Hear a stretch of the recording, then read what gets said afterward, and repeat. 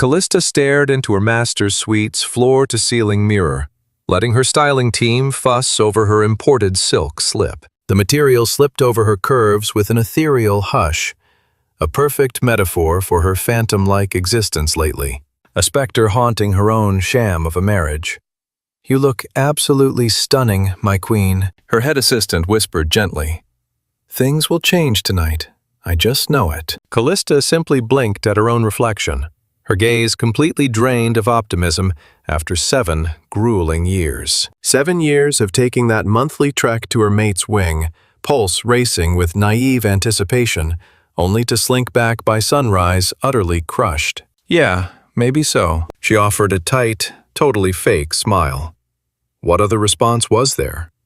Admit that her faith in miracles had completely evaporated around their 3rd anniversary. Her bedroom door suddenly flew wide, revealing her sister Mira waving a tiny glass bottle of glowing orange serum. While Calista got their mother's blonde waves and icy aristocratic restraint, Mira was pure chaos. Brunette coils, glaring eyes, and brutally unfiltered thoughts. "Look what I scored!" A rare conception brew whipped up by the Downtown Witch Syndicate. "They promise it'll—" "Mira, seriously, no. You've been at this for 7 years, Cal. 7! Fierce, sibling protectiveness radiated from Mira's intense glare. "High society is gossiping. The tabloids claim you're—" "I'm fully aware of the rumors." Calista snapped shut the conversation. She caught the echoes in penthouse hallways, saw the mocking pity at charity galas, and endured the awkward silence whenever she approached the other elite wives and their toddlers. The supernatural tabloids openly dubbed her the Barren Queen. Honestly, could she blame them? 7 years into her reign, she still hadn't produced a royal heir. She constantly studied those affluent mothers, observing how effortlessly they bounced their newborns or absent-mindedly hushed a whimpering infant. Those mundane, everyday actions felt like pure, unattainable sorcery to her. "So let's shut those bitches up," Mira said, gripping her fingers tight. "Come on, you're destined to be a mom. I watch you volunteer at the City Youth Center." "Drop!" Calista quickly softened her tone. "I appreciate it, but all the witch-brewed hormones in the world won't cure a purely platonic union." Her biology was perfectly fine. The real issue was the 10-foot buffer zone her alpha mate kept between them around the clock. However, she couldn't confess that the Supreme Leader hadn't even grazed her skin since their wedding day. The sheer humiliation, the baffling rejection, the silent agony. It was a toxic secret she swallowed down daily to protect his image and their syndicate's stability. "I appreciate the thought," she finally sighed, pocketing the serum just as an aide brought over her designer wrap. 7 years provided countless harsh lessons, mainly that sheer pride worked as a bulletproof vest.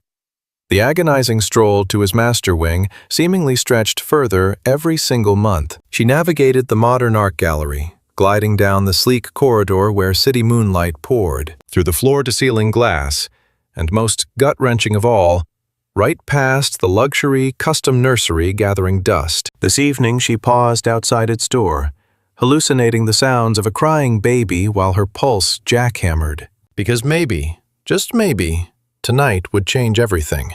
What if her mate actually wanted her, touched her? What if this was the evening she finally earned her chance at motherhood?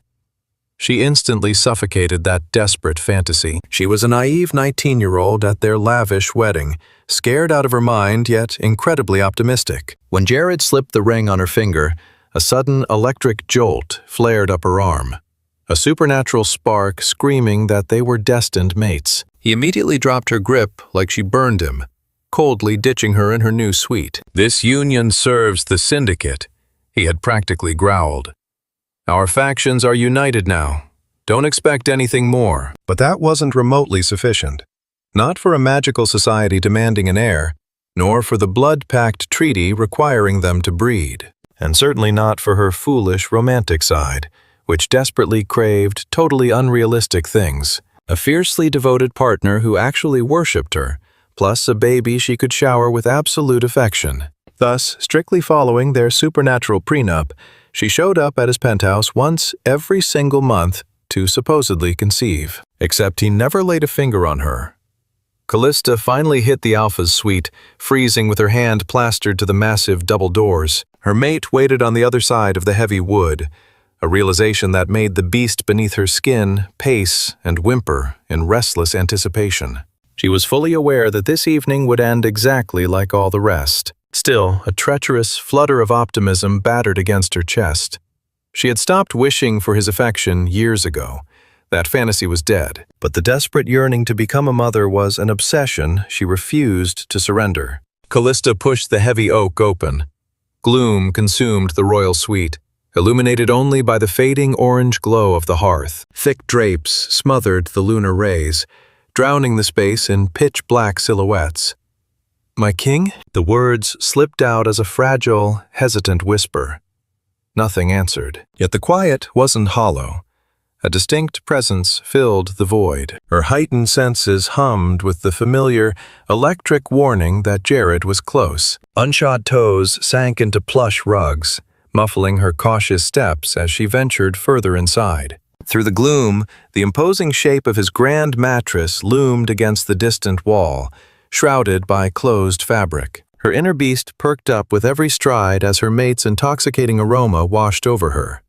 It was purely masculine, untamed and fresh, dizzying her senses with every breath. A sharp, pathetic cry of desire echoed from her animal half, twisting her heart. Craving him was a mistake. 7 agonizing years of cold shoulders ought to have smothered the naive spark lingering within her. Heaven have mercy on her soul. She hurried her approach, completely unable to stop. Perhaps this visit would change things. Shaking fingers reached out to brush against the linens. The steady, rhythmic sound of his inhales reached her ears. "Just let me have this," she begged silently. "Your devotion isn't what I require." Terror and anticipation choked her windpipe. Jared was sprawled out on the mattress, his torso lifting in a deep, unconscious slumber. A stray sliver of lunar brilliance slipped past the blinds, washing his features in a silvery dusk. It highlighted his chiseled jawline, the thick fringe framing his eyes, and the powerful curve of his neck. Unconscious, he remained every inch an imposing monarch, invincible and legally bound to her, yet entirely out of reach. "Jared," she raised her volume, hovering close to his face. Not a single muscle twitched in response. Calista ruthlessly swallowed down the agonizing lump forming in her windpipe. Perhaps sheer fatigue had claimed him. Then her toe collided with an object on the hardwood. Glancing down, she spotted a tiny, drained potion bottle abandoned near the rugs. Calista crouched to sniff the residue, instantly going rigid. Her gaze darted between the discarded container and her mate's unnaturally paralyzed body. The crushing truth hit her like a freight train. It was a potent sedative. He had knocked himself out. Her own mate had ingested a narcotic just to avoid being conscious in her presence. For what reason? The question slipped out unbidden. Calista grabbed his shoulder, violently jostling him with a force she had never previously risked. "Jared, open your eyes!" His skull rolled limply against the pillows, lids firmly shut. The concoction had plunged him into an absolute, impenetrable void. "How could you do this?" The accusation tore from her quivering lips. "We are married. I am your mate, and you sedated yourself to oblivion instead of—" She choked on a sob, glaring at his peaceful expression. "I'm not asking for romance." Her tone dropped to a defeated murmur. "I understand the reality of our union. It is purely political, a necessary pact. Other royal wives endure far worse. You respect my intellect. You allow me to share your throne. You aren't a monster to me. The emotional chasm is fine. I can survive the divided bedrooms, the stiff titles, and the way your gaze passes right through me like empty air." She crushed the tiny bottle in her palm. "But an heir, Jared. Simply bless me with a baby." Raw agony fractured her words. "We can rot in opposite wings of this castle until we die. But please, grant me motherhood. Just let me cradle an infant." She clamped a palm over her breastbone, trying to soothe the 7-year-old torment burning inside. Her pleas fell on deaf ears. He had deliberately orchestrated it that way. Calista slumped onto the mattress. What was the point of this theatrical evasion? If she disgusted him so much, a simple rejection would suffice. Did the mere thought of her existence repulse him so thoroughly? A lone drop of salt water traced down her jawline. She allowed the fleeting vulnerability to wash over her. Swiping it off roughly, Calista slammed the empty glass onto the nightstand and crawled beneath the covers next to him. She had to stay until dawn to satisfy court etiquette. Leaving her husband's suite this early would only give the manor's staff and scheming elites more rumors to chew on. Therefore, she resigned herself to the usual routine, sharing a bed with her mate. Fulfilling her role was second nature now. As she settled onto the mattress, Jared stirred, sending a sudden jolt of panic through her chest. He turned toward her in his sleep, and she found her gaze drawn to him, completely unable to look away. Slumber smoothed away his normally severe features, leaving behind a deceptively tender expression playing on his lips. Then, his arm shifted. Driven by some primal subconscious urge, he reached out over the linens. Calista gasped softly when his skin brushed against hers. He interlaced their fingers, his grip rough, heated, and undeniably solid. A painful ache seized her chest, because this tiny moment of contact shouldn't matter this much. It absolutely shouldn't push her to the brink of happy, desperate tears. But it undeniably did. This was her pathetic reality now. A sovereign so desperate for her mate's affection that a mindless grasp in the shadows seemed like a blessing. Except, it meant nothing. Slipping her fingers from his grip, Calista rolled over and tucked her knees up. He wasn't a monster or needlessly harsh. He remained perfectly just and fiercely guarded their supernatural faction. He respected her intellect and involved her in faction politics. He just had no romantic desire for her whatsoever. Honestly, she had accepted that cold truth. Surviving without his affection was a skill she had mastered. Enduring a childless eternity, however? Her fingers grazed her lower abdomen, which had remained entirely barren for 7 long years. Once again, she let herself dream of that sensation. The delicate pulse of a new soul developing within, a tiny hand gripping hers with pure, uncomplicated adoration.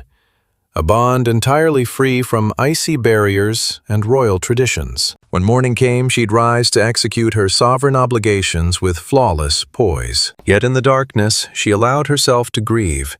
Not for a passionate romance she was denied, but for the babies she might never carry, and the endless well of maternal devotion rotting uselessly inside her. Next to her, Jared remained in a deep, oblivious slumber, his palm resting open on the cold sheets she had abandoned. The second chapter. Crystal chandeliers and diamonds sparkled across the lively reception hall.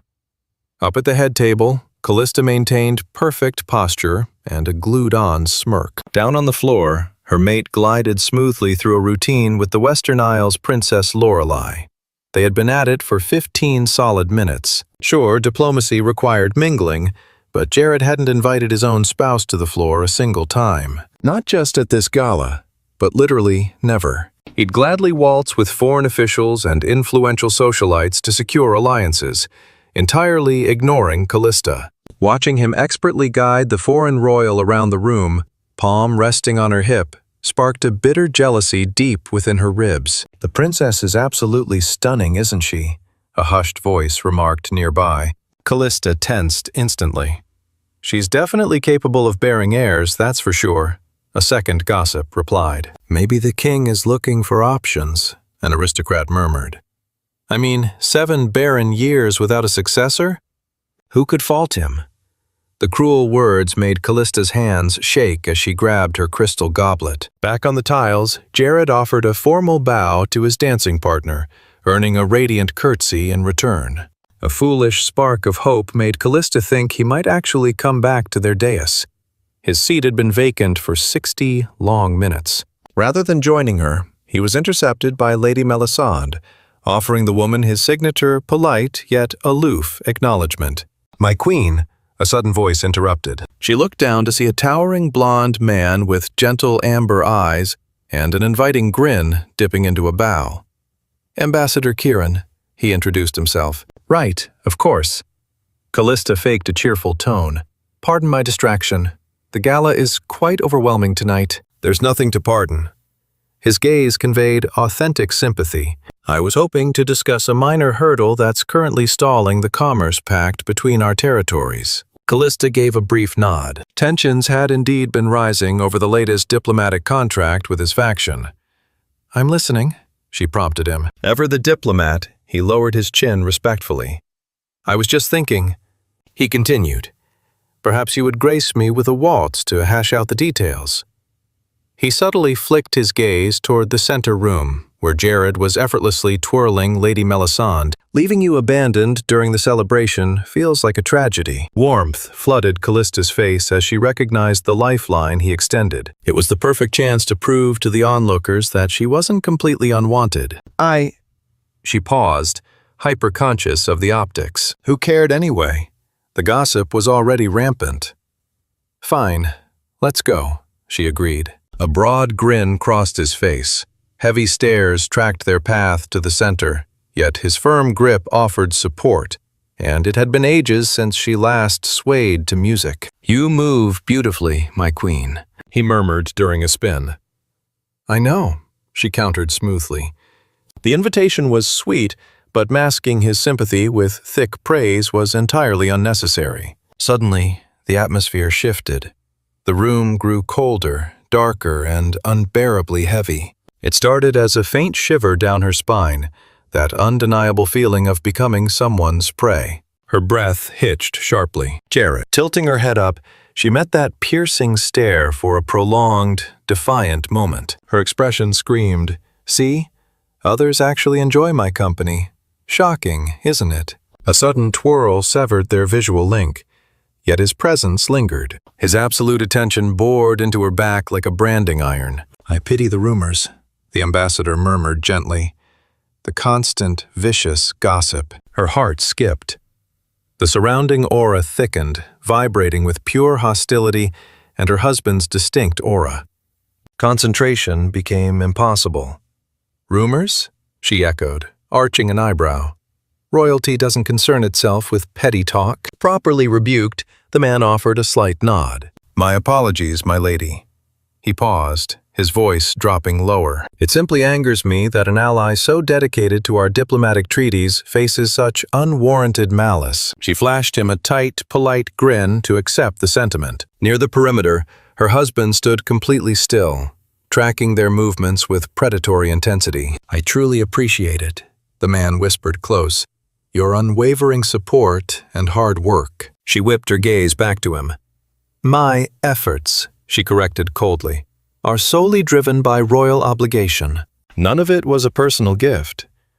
Shockingly, a smirk touched his lips. Naturally, he crooned. Gliding across the floor, her senses dialed up to an agonizing degree. The rustling gossip, the suffocating warmth radiating from the guests, yet nothing overpowered his suffocating presence, her mate. Each revolution flashed his face again, stealing another gulp of her oxygen. Pardon my boldness, my queen, he murmured, but this society treats you terribly.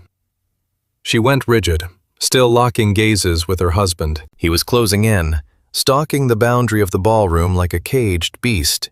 I have no idea what you're implying, she brushed off. Come on. He hesitated. You look so isolated in this massive crowd. They spun, revealing Jared practically hovering now, his icy gaze ruthlessly stunning. A lump formed in her throat. He barely pays attention to you, the man pressed. He works, she fired back. Across the room, her mate's jaw clenched, those breathtaking irises shifting to dangerous iron. Enough, she warned, ready to sever their hold and walk away. Hear me out. He drew her a fraction tighter against his chest. Those rumors are garbage. You aren't the problem here. We have an understanding, she stated rigidly. Now let me go. Wait. The apology lacked any real regret. I'm watching a spectacular woman wither inside a hollow bond. Stop. Her tone turned lethal. We will conclude this waltz in absolute silence. Understood? Naturally. The grin on Kieran's face remained fixed. But I have to ask, does this actually offend you? Or is raw honesty just a foreign concept in your world? Calista tuned him out. For 7 whole years, her husband had maintained an icy, unbreakable composure. Right now, he appeared moments away from letting his beast loose right across the dance floor. "We need to drop this," she murmured softly. "Listen to me. There are quiet solutions to your little problem," the diplomat pushed on, completely ignoring her warning. She stumbled slightly, her eyes narrowing. "What did you just say?" "You are youthful and vibrant. The issue obviously doesn't lie with you, which leaves other avenues open. Should the king prove unwilling or unable to fulfill his duties?" His thumb began stroking a lazy rhythm against her hip. "My private quarters are just upstairs," he whispered smoothly. "We'd keep it completely under wraps. Plus, come springtime, society might finally get a real royal heir to toast instead of feeding on rumors." Time dragged to a halt. This man was propositioning her, volunteering to sire her baby. A sudden, violent surge of intrigue tore through her system, completely knocking the wind out of her lungs, just as a heavy grip locked onto her dance partner. The crushing pressure instantly drained the color from the diplomat's cheeks. "Sir," the king rumbled. He spoke with flawless, chilling politeness, though the muscles along his clenched jaw twitched with lethal tension. Worse, those irises were now a solid, glowing amber. A dead hush fell over the entire room. The orchestra stumbled, instruments bleeding into an uneasy void. "My king," she managed an even, placid welcome. His gaze dropped to meet hers. For a single, suspended heartbeat, they locked stares. Standing inches away, the sheer predatory energy rolling off him was suffocating. She could practically taste the violent restraint humming through the fingers, burying into the other man's flesh. "We are going to talk," he told the foreign envoy, maintaining that horribly calm baritone. Immediately. Instincts honed by the crown instantly took over her mind. They desperately needed the Eastern factions. Sparking a scandal before strategizing would be political suicide. "My liege," she stated with more force, bridging the gap between them. "Maybe we should—" "Not right now, Calista," he cut her off, his glare slicing her way. Her brain short-circuited. He actually said it. Over nearly a decade together, he might have used her given name 2 times. Absolutely never in front of an audience. She gaped at the familiar face that suddenly felt entirely foreign. The icy, detached monarch had vanished completely. Instead, a savage, ravenous claim burned in his eyes as he looked over her body, making the surrounding crowd melt away. It was just the 2 of them, and he was staring at her as if she were his absolute property. The raw heat of it left her gasping. "Sire, please," the envoy choked out as he was forcefully steered toward the exit. "I swear no offense was intended." "Keep walking." Every eye in the hall was glued to them. The symphony completely broke down. Chatter snuffed out in waves, leaving the queen isolated in the center. But the moment the men vanished, eager gossip erupted. She remained frozen in place, pulse pounding and cheeks burning as her mind scrambled to make sense of the chaos. Chapter 3. Her private suite suddenly seemed incredibly claustrophobic. She wore a trench into the carpet, heavy silk skirts rustling violently with every pivot. What on earth was that? 3 separate maids were already dispatched to hunt down any scrap of news regarding the confrontation. Waiting in the dark was absolute agony. That burning look in his eyes, she hadn't witnessed anything close to it in 7 years. The heavy oak slammed open as Mira shoved her way inside. "Holy hell, did you catch that?" The queen spun around, dread pooling in her gut. The man looked completely unhinged. Her friend shoved the heavy panels shut. "That was unbelievable. Why aren't you thrilled?" Yanking her fingers away, she snapped back. "He just made a massive spectacle of us in front of everyone." "That was pure, glorious jealousy," Mira cut in. "Which means, oh my gosh, Calista, you are expecting. You must be." Calista halted in her tracks. "Excuse me?" She blinked. "Everything adds up now," her sister squealed. "An alpha goes completely primal over a pregnant mate. I mean, did you see how he nearly ripped that unfortunate diplomat to shreds? Heavens above! She dragged a heavy palm across her brow. We are bordering on international warfare here. Not a chance, Mira beamed. Not after the announcement of your pup. It is totally normal for him to act feral when his— There is no baby, Calista finally shouted. You absolutely are, she argued back. Mira. The reply came out utterly drained and deadpan. I am completely certain. Jared and I have not shared a bed. A baffled expression washed over Mira's face. How is that possible? I literally watched you walk out of your suite. I was present, Calista murmured. Yet we did absolutely nothing. Furrowing her brow, Mira deduced, so no baby because you guys held back. She pressed on. Calista gave a stiff nod. But you've been intimate previously, correct? Her sibling scanned her features intensely. Like, maybe not tonight, but surely over the last 7 years. Calista averted her gaze. Callie? The single word dropped with hesitant caution. Please tell me you guys have actually sealed this union. 0 times, she confessed. Not once. The other woman gaped, utterly speechless. There is just no way. 7 whole years as husband and wife, she spluttered. Trust me, I know, Calista bit back. Making a baby takes 2 willing partners. Collapsing onto the mattress, Mira looked completely, utterly stunned. This is madness. Do you realize the lethal risk here? To yourself and our entire bloodline? They could completely annul the mating. Silence stretched as the gravity of the situation sank in. What is the reason? She shot up and started pacing. Regardless of his personal feelings, there is no way our monarch is too repulsed to perform his royal duties. Producing a pup is a political necessity, not just lust, she rambled on. And your mate lives for duty. His need for a successor matches yours. She spun around to lock eyes. Something else must be going. A sudden, violent pounding shattered the quiet before the door smashed open. The alpha blocked the exit. Everything about him screamed danger.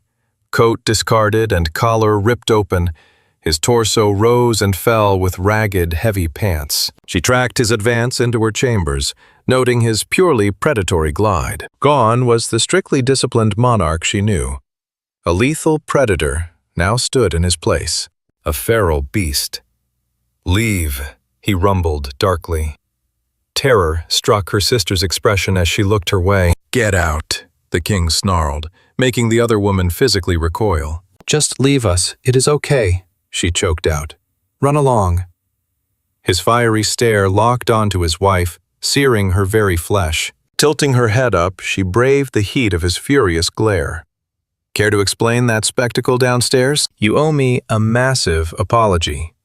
Total silence from the alpha, save for the subtle twitch of his nose, gathering her scent. Speak to me, she pushed. You are completely out of character. Out of character? A brutal chuckle ripped from his throat as he stalked closer. Exactly, she countered, refusing to back down. You brutally attacked an international envoy during an official gala. That is madness, Jared. You are— His pheromones washed over her, instantly stealing her words. Pure primal musk laced with an undercurrent that set her inner beast keening.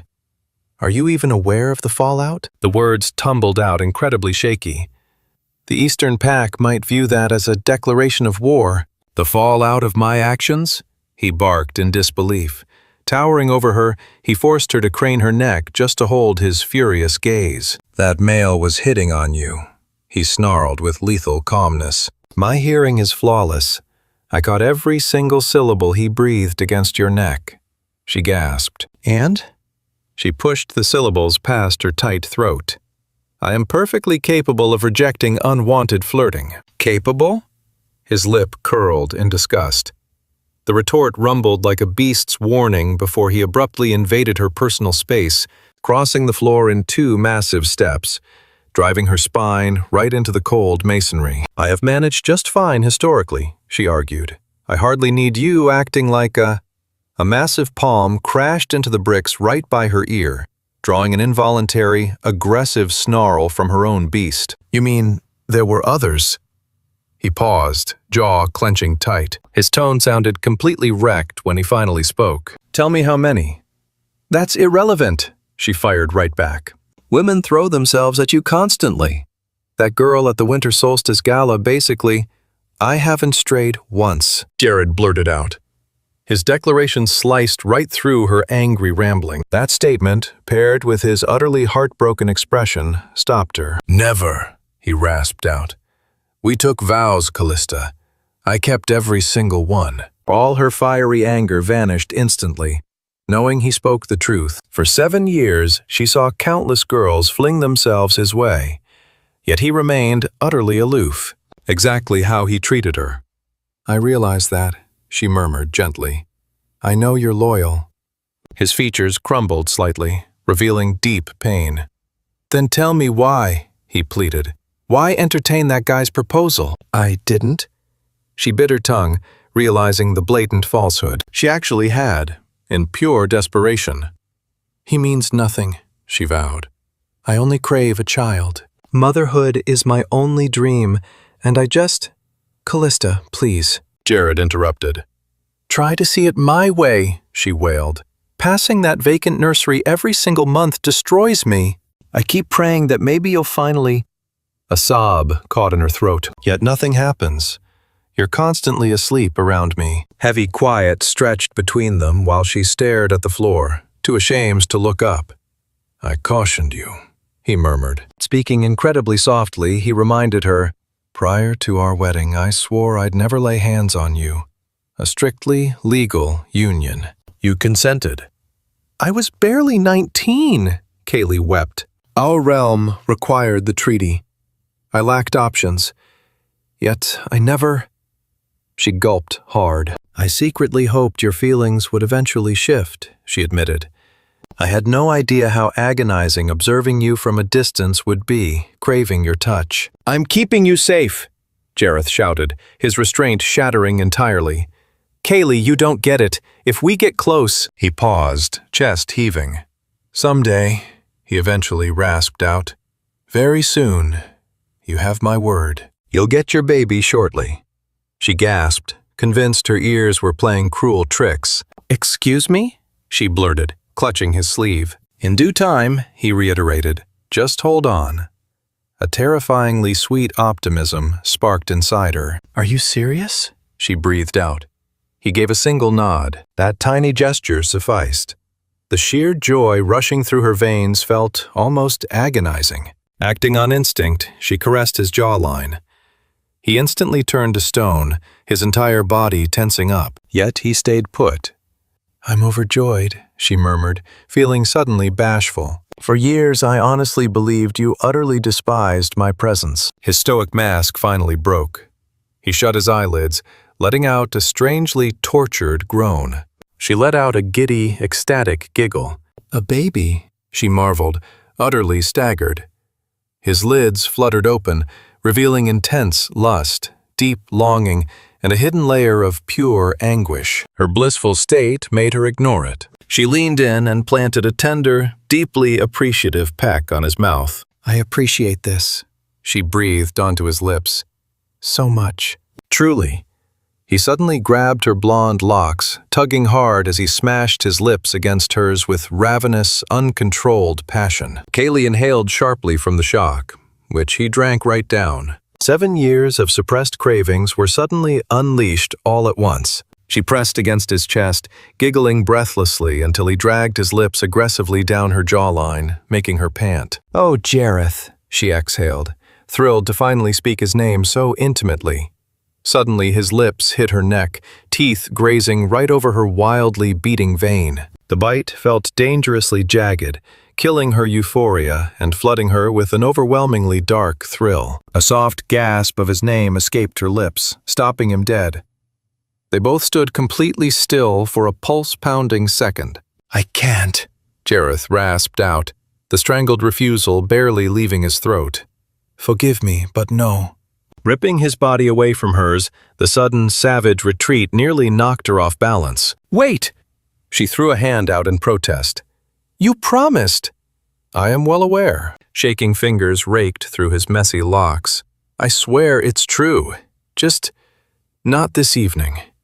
He finally met her gaze, the sheer torment reflecting in his stare, completely knocking the wind out of her. A heartbeat later, the heavy wood slammed shut in his wake. Chapter 4. Staring blankly at the solid oak entryway, Kaylee lingered outside her husband's suite, which had been locked tight for 4 whole sunrises. The sentry offered an apologetic bow. "Forgive me, my queen. The king's commands are absolute. 0 visitors allowed. I happen to be his mate." She maintained a perfectly steady tone. "That must mean something. He specifically barred you from entering, man." Direct quote. That blunt rejection felt like a physical blow. Following that passionate evening, the tender kisses, the vow of a future heir, the absolute adoration in his gaze, he had completely dropped off the grid. Did he fall sick? Has a medic checked on him? A sick knot tightened in her gut. Supernatural apex predators simply brushed off illnesses. Their immune systems were notoriously bulletproof. "His Highness is unwell," the muscle muttered evasively. "Maybe go chat with your sibling. She has been running diagnostics with the medical team." A cold weight settled in her belly while rushing straight to Mira's workspace. The woman sat among scattered tinctures and botanicals, looking utterly grim. "Spill it, Mira. What is going on?" "They are blocking me from my own mate."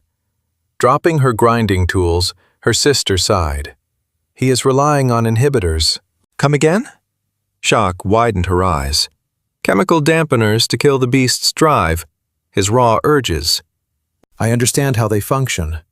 Her thoughts spun wildly out of control. Those drugs numbed a lycan's deepest animal needs, yet her alpha always possessed flawless self-discipline. "He has relied on these for quite some time," she whispered softly. "Years, it seems, and at dangerously high dosages." "Since when?" The chief physician confirmed this prescription habit spans several annual cycles. "Why was I kept in the dark?" Her volume spiked. "I literally just discovered this today." The medics approached me out of pure panic. Hot fury ignited within her ribs. "What is his dosage? That level of toxicity could destroy him." "Exactly. Which is precisely why I brewed a vastly superior serum. A potent antidote guaranteed to stabilize his system." Her sister shoved a tiny glass bottle right into her palms. "The issue? Getting within 10 feet of the man is impossible. He is feral, dangerously hostile, and completely uncommunicative." Studying the glowing azure medicine, she swallowed hard. "Then what?" "You are his chosen mate. The beast knows your scent." He had endured nearly 100 hours of agony, pushing everyone away out of sheer, idiotic arrogance. "Leave it to me," she declared. The armed security parted immediately when she marched back to his locked quarters. "Medical mandate from the chief staff," she barked confidently. "Unlock it, now." An oppressive, suffocating wave of pure thermal energy slammed into her immediately, making her pores prickle and robbing her of oxygen. Next came his intoxicating pheromones. The masculine musk draped over her like a heavy velvet cloak, forcefully waking her own dormant animal instincts. Swallowing past a sandpaper throat, she waded deeper into the pitch-black room. He loomed by the glass pane, completely bare-chested and facing away, his muscular frame slick with heavy perspiration. Appearing as though he was sculpted from pure magma and sheer willpower, the raw view of his massive, naked shoulders absolutely ignited a primal part of her soul. "My king," she breathed. A deep, guttural rumble vibrated from his chest, echoing like an earthquake trapped underground. "Danger. Retreat. Get out."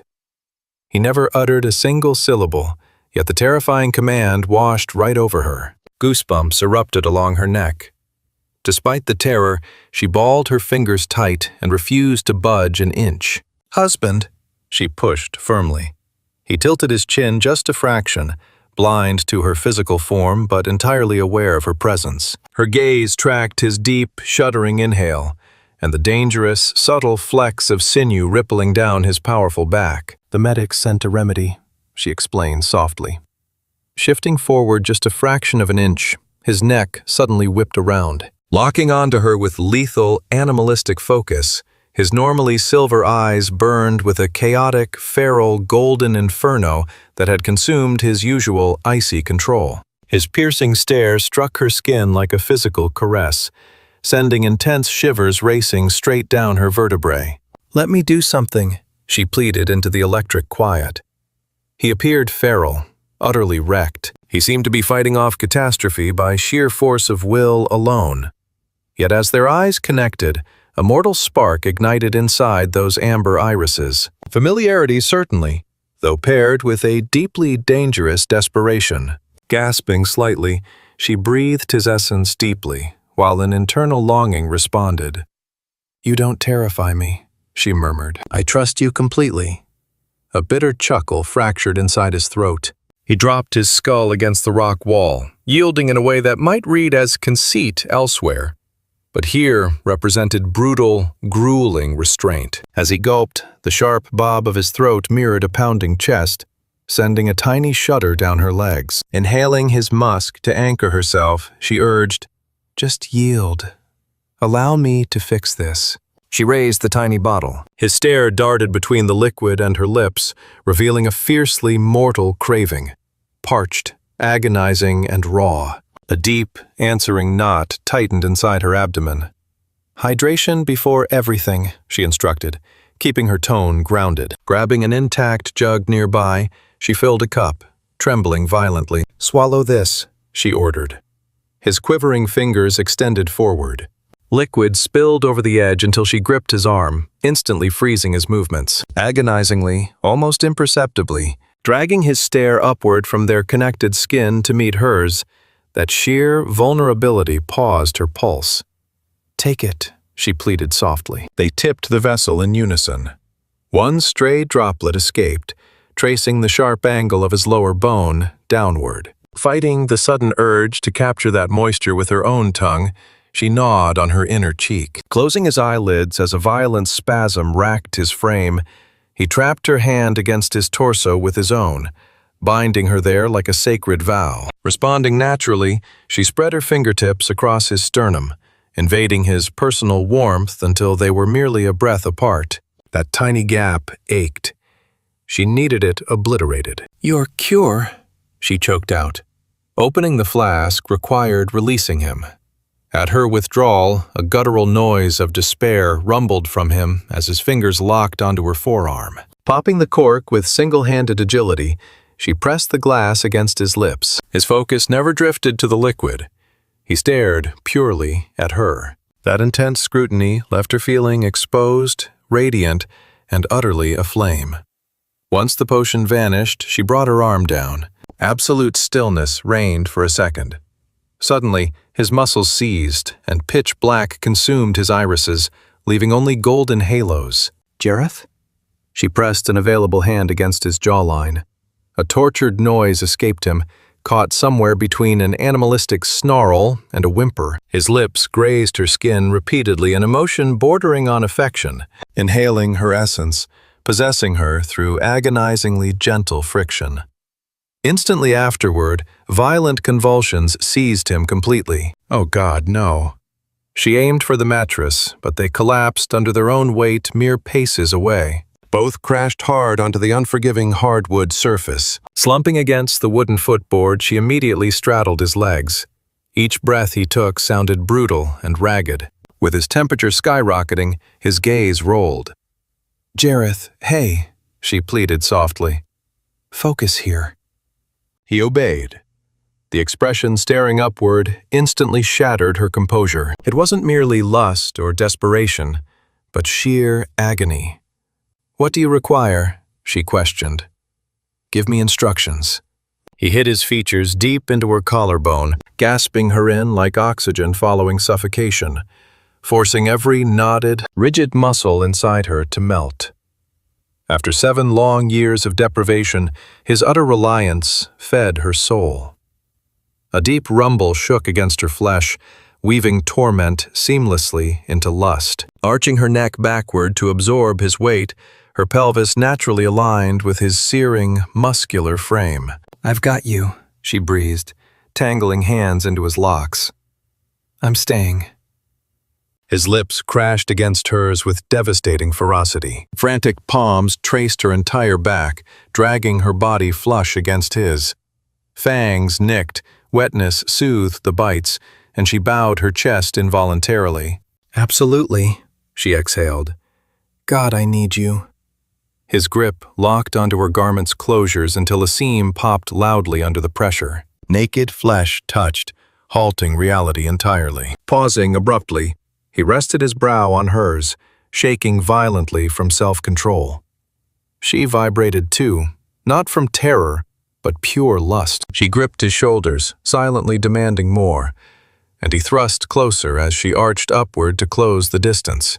Dragging him closer, she heard him let out a raw, feral groan of pure salvation, which drew a breathless gasp from her lips. From then on, time blurred entirely into a singular sensation of scorching warmth and utter belonging.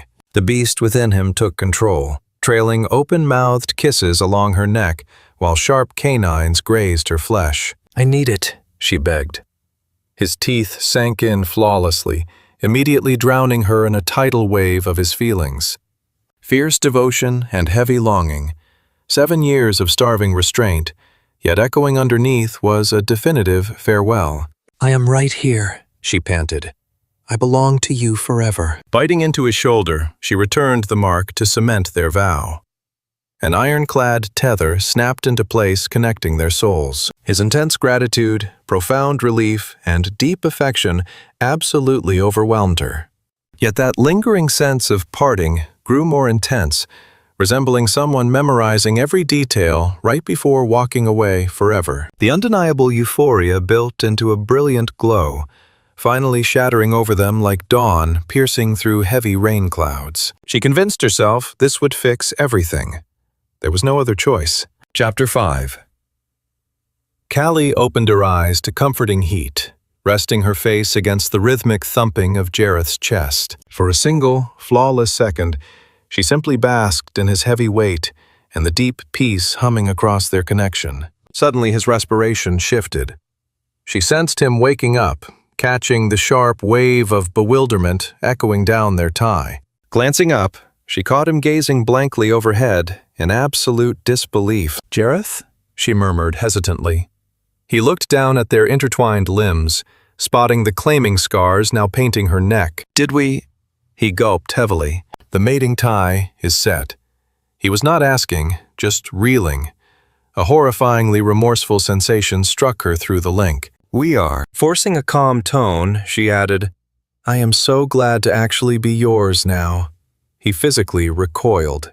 Her grin vanished instantly as a massive flood of his culpability washed into her mind. "I apologize," he mumbled, yanking himself away to sit up straight. She mirrored his movement, hugging the blankets tight. "Apologize for what?"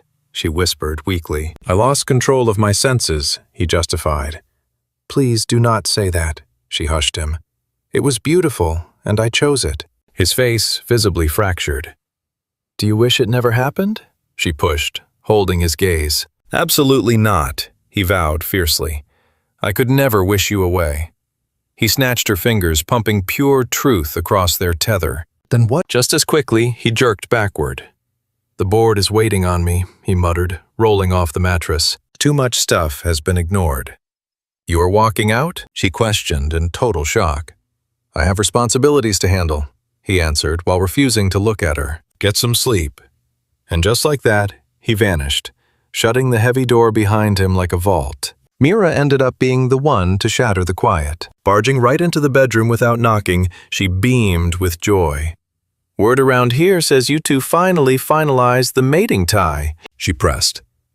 Callie raised her gaze from her spot beside the glass panes. "We did," she confirmed with a nod. "That is amazing news." Mira yanked her into a tight hug. "The wedding is rock solid now, completely unchallengeable. Since the connection is sealed, it will not be long until..." "Until what exactly?" The younger woman stepped back, sounding entirely deadpan. "Until he can actually tolerate breathing the same air as me?" The cheerful expression dropped from Mira's face. "What are you talking about?" "He wishes it never happened, Mira," Callie confessed. "The whole claiming process. He hates every single thing we did." The older woman froze, her demeanor suddenly changing. He is probably just a little overwhelmed, but eventually he will see this was the right move. What do you mean by that? She scowled. What exactly did you do? Wincing with guilt, Mira sighed. Look, you need to realize I just wanted to lend a hand here. An icy pit formed deep in her gut. Lend a hand doing what? That elixir I handed over, Mira admitted. It didn't exactly dampen his urges. Excuse me, what? Callie demanded sharply. It acted as a catalyst, the woman admitted guiltily, ensuring he succumbed to his underlying cravings. Callie gasped in shock while her friend frantically grabbed her palms. You craved his touch, Callie. You desperately needed an heir. I merely guaranteed your dream. Recoiling like she'd been scorched, Callie hissed, You poisoned him? You spiked his drink to force his affections. I liberated him, the witch argued. His lust was glaringly obvious. A blind man could tell. That isn't. The royal's tone trembled. Mira, you cannot bypass free will. He desired the outcome, her friend stated stubbornly. The elixir merely shattered his inhibitions. It didn't fabricate fake lust. It stole his autonomy. Pure dread clawing at her throat, Callie shrieked. Heavens above! What have you unleashed? What have we done? We stabilized the throne. Her companion squeezed her arms tight. You're totally secure. Secure? The queen pushed the woman back. Do you comprehend your crime? That's high treason. You spiked the monarch's drink. You controlled his mind. She choked off, weeping openly. I truly believed he desired me. Yet now he completely resents our connection. How will you handle this? The friend murmured. Staring past the glass panes, the royal observed the sprawling courtyard. I have no clue, she breathed. The following 3 weeks proved agonizing. The monarch dodged her subtly. They co-hosted royal galas and discussed political strategies together, yet he ensured they never shared a private moment. She fought hard against the emotional crushing, clinging fiercely to her regal poise. Until an undeniable truth surfaced. She was expecting. Carrying the exact heir she had craved for 7 long years left utter euphoria, battling absolute dread inside her heart. Would her mate ever accept this offspring? She needed to confess the news, forced to breach the massive emotional barricades he had recently erected. Lingering near his office door, her pulse pounding fiercely, she lifted a hand to knock but instantly froze.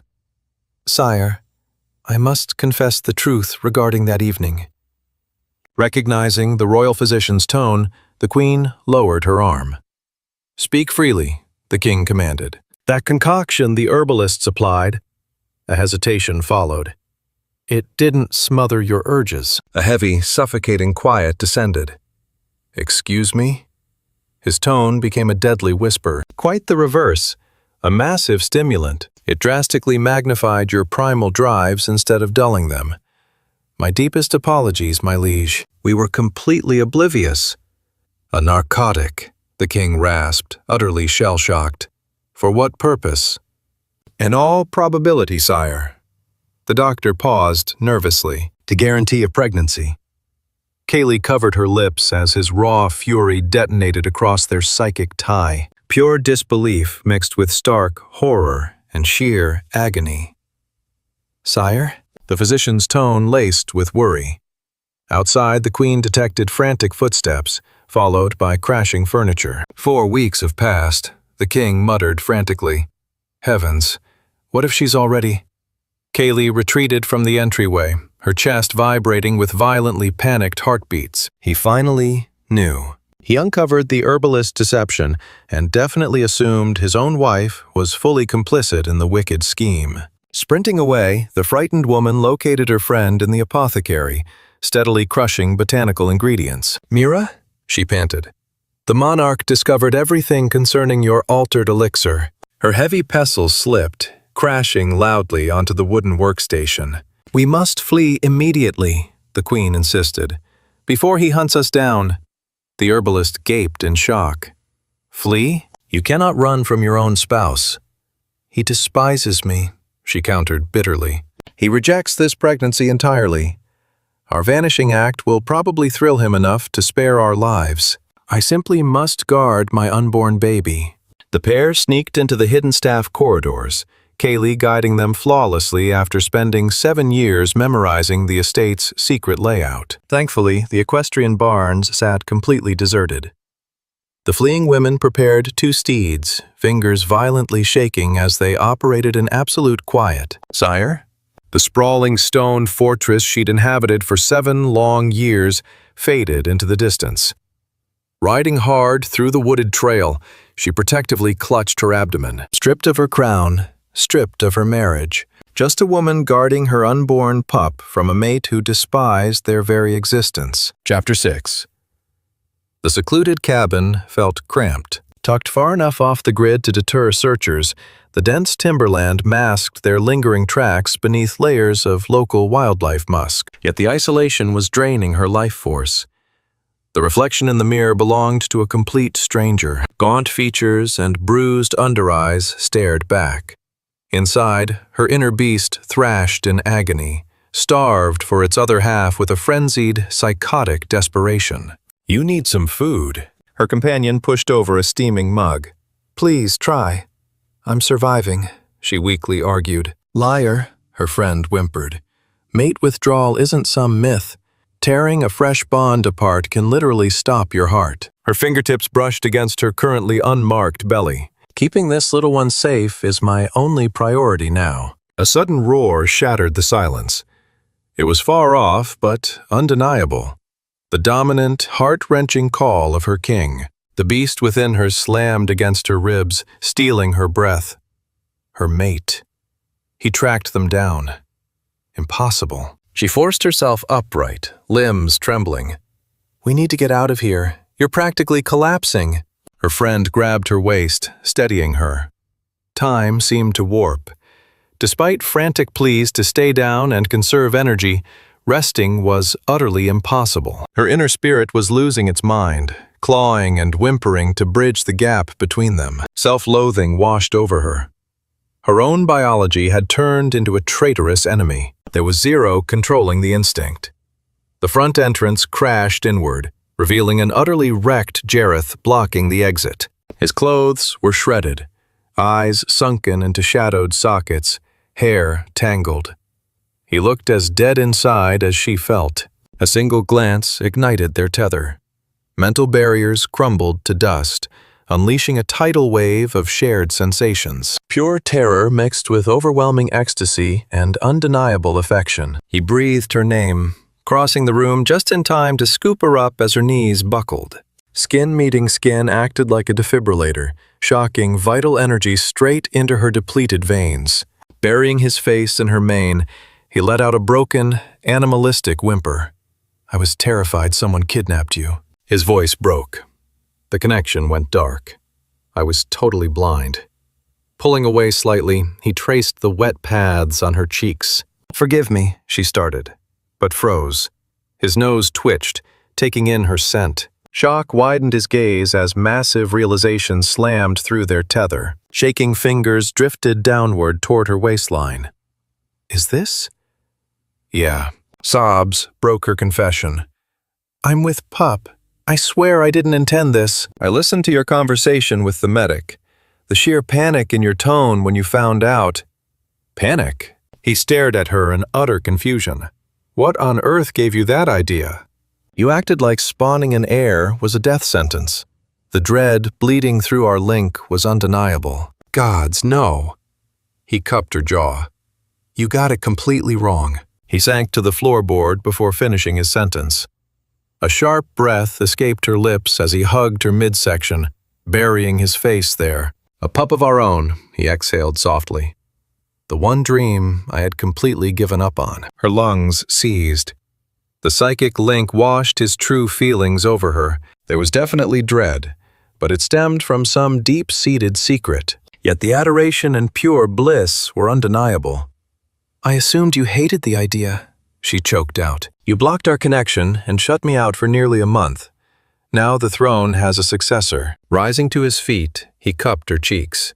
"You're going to have a baby. And I get to be a dad. Nothing else holds any weight.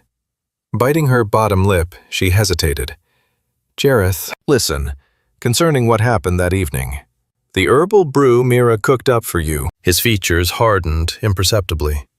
I'm already aware of the concoction, he admitted. I swear I had no clue, she pleaded, her fingers digging into his forearms. Jareth, I knew nothing about Mira's scheme. If I'd realized, I never would have.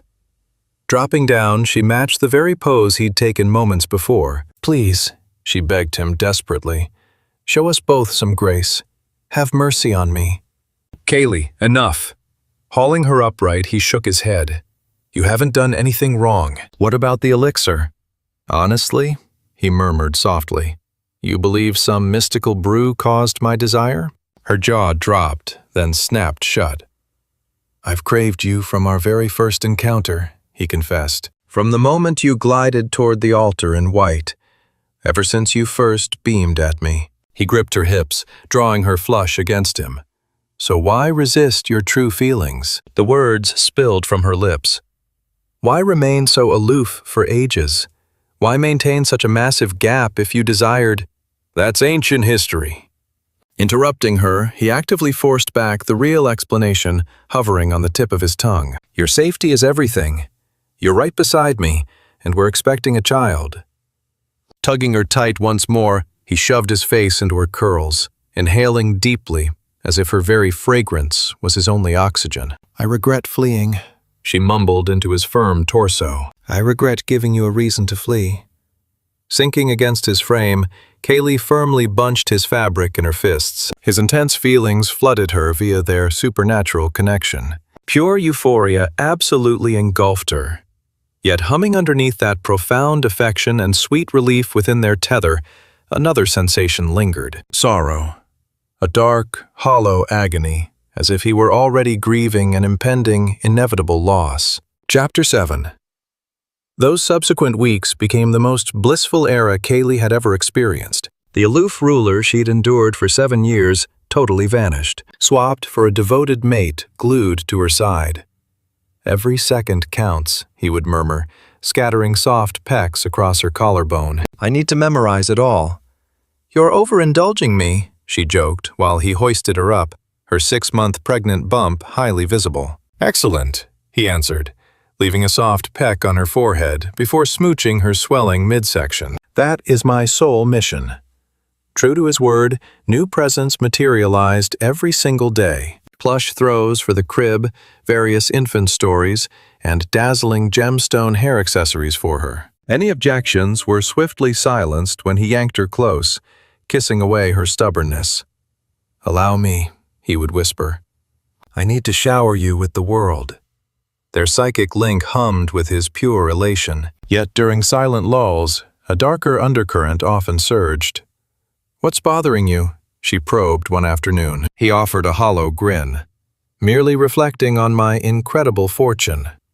Around the 8-month mark, she discovered him scribbling under a flickering wick. Busy? She asked, dropping a smooch onto his locks. You need sleep. Jumping slightly, he scrambled to hide the documents. Only routine letters, yet she had caught the heading. To my heir, scrawled across several wax-stamped envelopes. Writing sweet notes for our little one? Basically, yeah, he murmured, dragging her onto his thighs. Merely advice they might need someday. Labor kicked off exactly 2 weeks afterward. Agony flared as Kaylee fiercely squeezed his fingers. Mira darted purposefully across the chamber while time completely dissolved. The crown is visible, Mira declared. Give it one final heave. Kaylee strained incredibly hard, yielding a sudden wail. You have a son, the midwife choked out, clearly overwhelmed. He's perfectly robust. Gently wiping the newborn, she settled the infant directly against Kaylee's chest. Flushing pink, the petite infant looked flawless. Hi there, Kaylee exhaled softly. I'm Mama. He's absolutely gorgeous.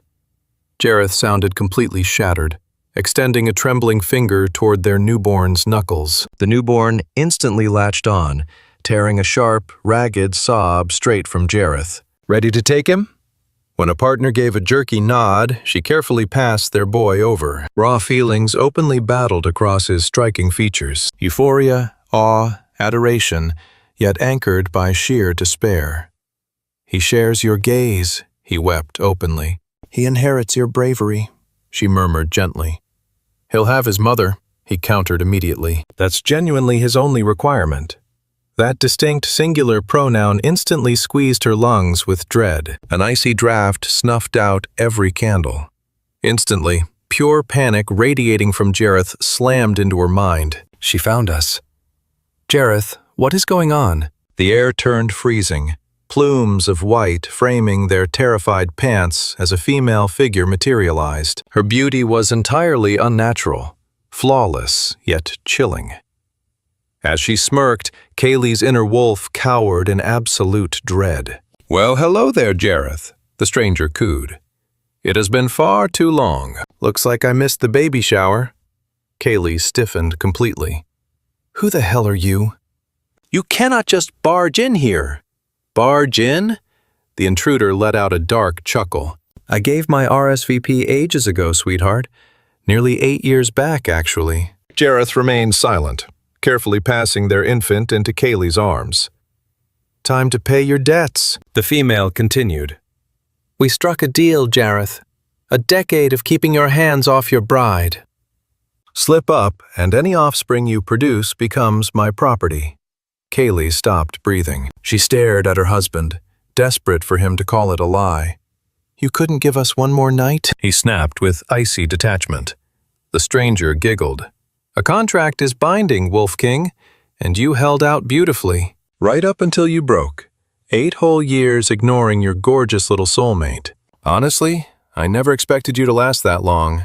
All that iron willpower just to safeguard this." She pointed at the newborn, making Kaylee's blood run cold.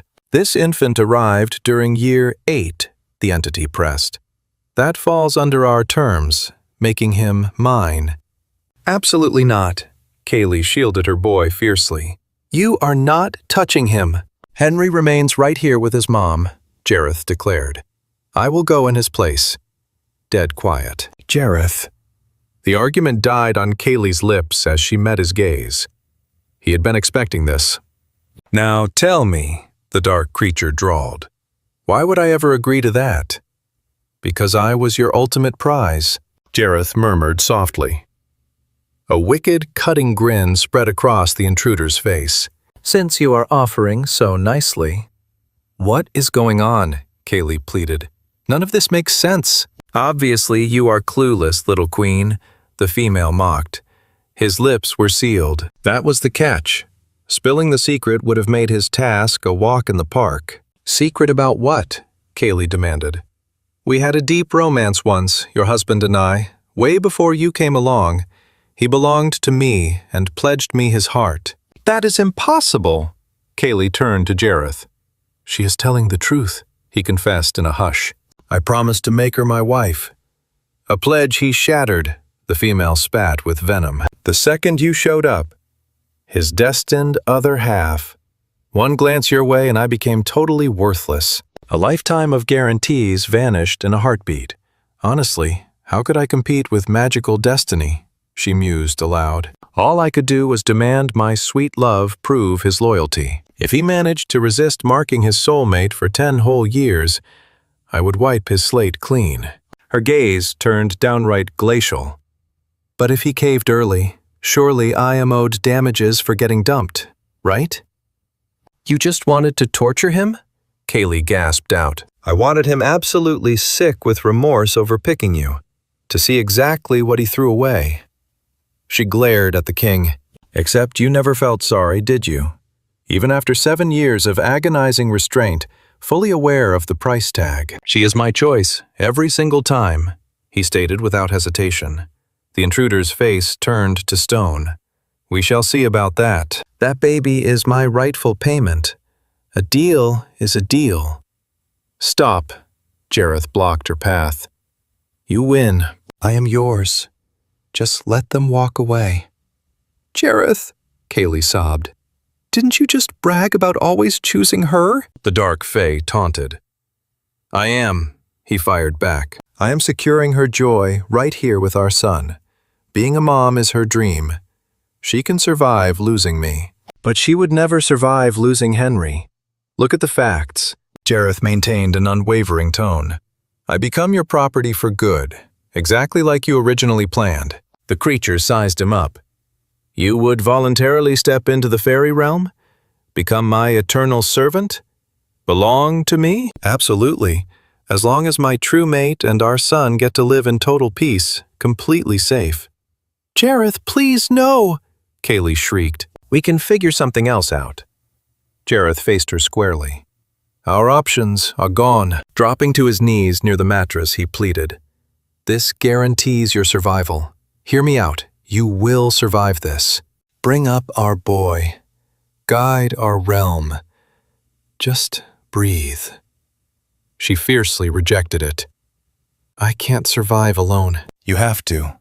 Gently, he wiped the moisture from her cheeks. You are always strong enough on your own, Kaylee. But you're my heart. Her nails bit into his forearms.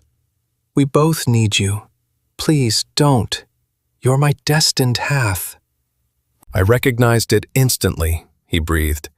I fought so hard to keep my prior oath to her, yet I completely failed. His tone grew jagged.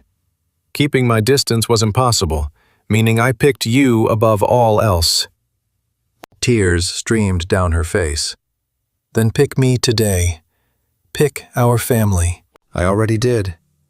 Resting his brow against hers, an all-consuming surge of pure adoration crashed through their connection.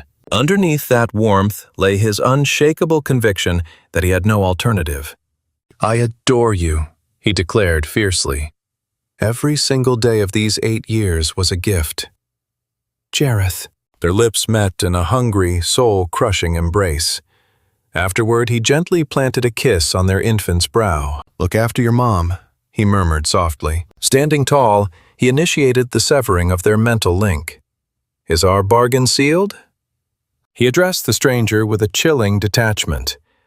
A wicked, victorious grin spread across her face. Your heir and mate remain untouched, governing their territory exactly as they please. Her smirk grew darker. Meanwhile, Jareth, you belong entirely to me, forever. Reaching out, she offered her palm, which he accepted. Don't! Kaylee rasped out, thoroughly shattered. The pair started vanishing, melting away like fog under a morning dawn. I will hunt you down, Kaylee shrieked. Listen to me, Jareth. I am going to track you down, I promise.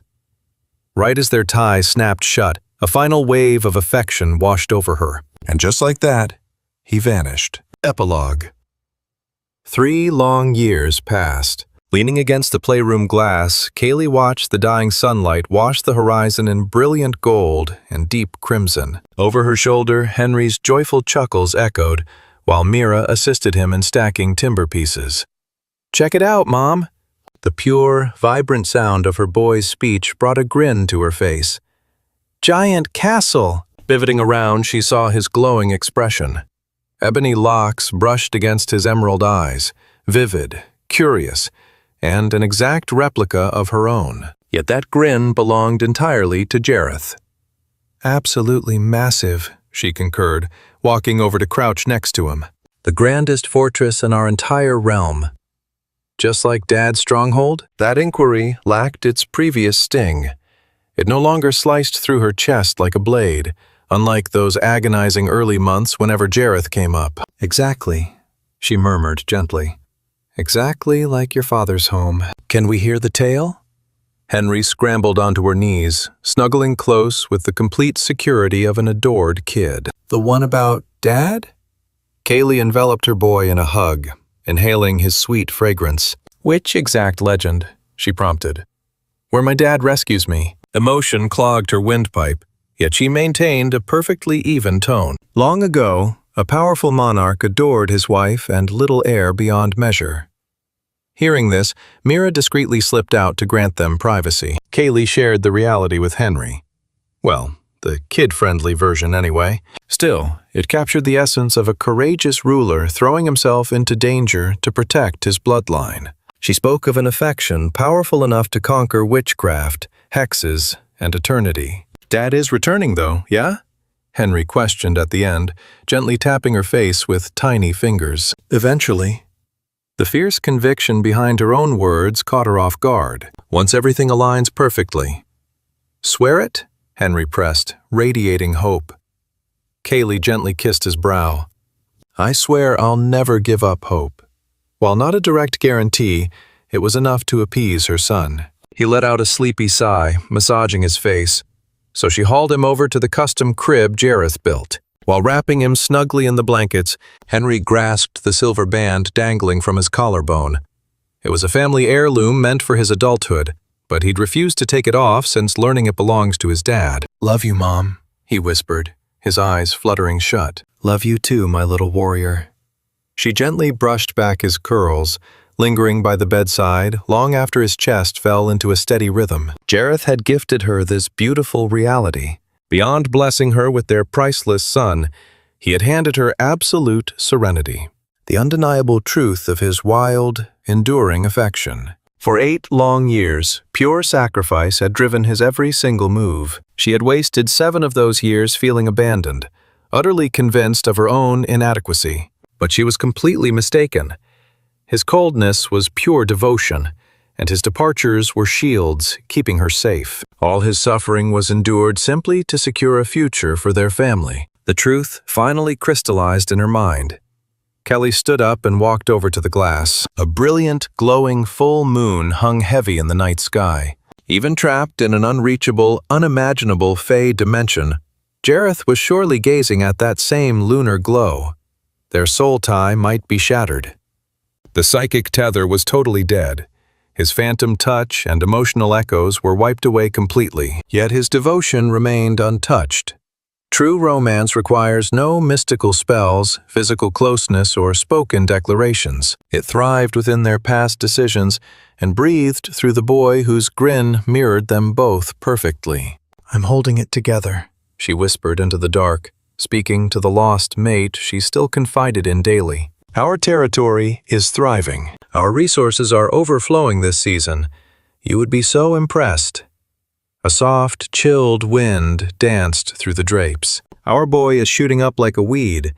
He definitely inherited your bravery, plus your relentless thick-headedness." A soft chuckle escaped her lips. "He begs for stories about his dad constantly." Her palm pressed against her sternum, right over the ghost of their severed link. "I won't rush things. You'd hate it if I left our son behind to go tearing through alternate dimensions," she murmured. "Instead, I am biding my time and nurturing our child, managing our domain, and embracing the existence you gave everything to secure." Her tone dipped into a hush. "But your memory is safe with me. Always." The silent sky gave nothing back, which suited her fine. As surely as dawn would break, she believed her partner was currently dwelling on thoughts of her, worrying over their little boy, and praying for their joy. Against all odds, they truly had found happiness. His devotion allowed him to release her, while hers fueled her endless patience. She wasn't paralyzed by sorrow or wasting away. She was flourishing, guiding their heir and leading with fairness, proving his ultimate faith in her. Eventually, once their son matured and the realm was safe, the time would come for her rescue mission.